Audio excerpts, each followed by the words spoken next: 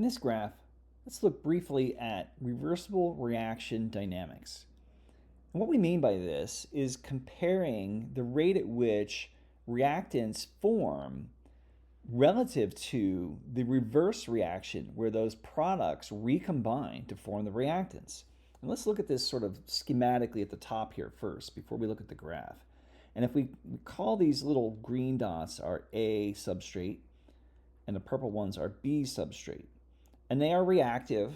We're going to facilitate their reaction through the presence of an enzyme in biological systems, but they react to form two different products. In this case, we're going to call those C and D.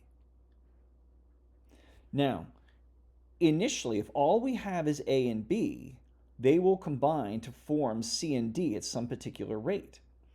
As C and D are produced, however, if this is a reversible reaction, C and D can then recombine to form A and B. So we have to draw a backwards arrow.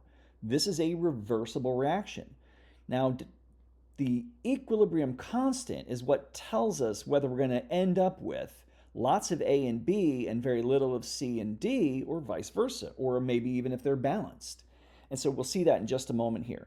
If we bring this down to the graph, if we start with A and B only, as we did in our schematic here, A and B only initially, then the reaction rate between those two will be very high to form C and D.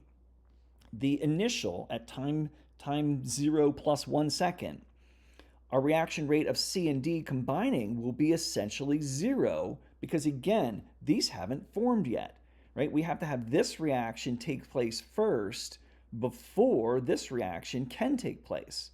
And so this line would actually lag very slightly behind the A plus B line up above. So we can see as over time, as our reaction rate of A and B combining will go down. That's going to occur because the concentration of these substrates is falling. They are being converted into C and D. The rate of reaction is dependent to a degree on the concentration of the substrate. And so as C and D accumulate, their rate of reaction combining to form A and B will rise. At some point, we will reach an equilibrium where the forward and the backward reactions are equal. At this point, we can determine our equilibrium constant. This is the ratio of the substrates relative to the products, and it tells us whether or not the forward or the backwards reaction is favored.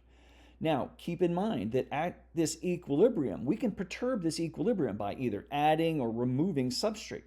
And so if we were to add some of our A molecules up here and some of our B molecules, and we don't have to add both, but if we added both together at the same time, we would increase the likelihood of moving to C and D, in which case our reaction rate would jump upwards, right? But because that reaction rate jumps up, we would then start to produce more of C and D. And of course, that reaction rate would jump up as well, right? And so that rate would rise over time.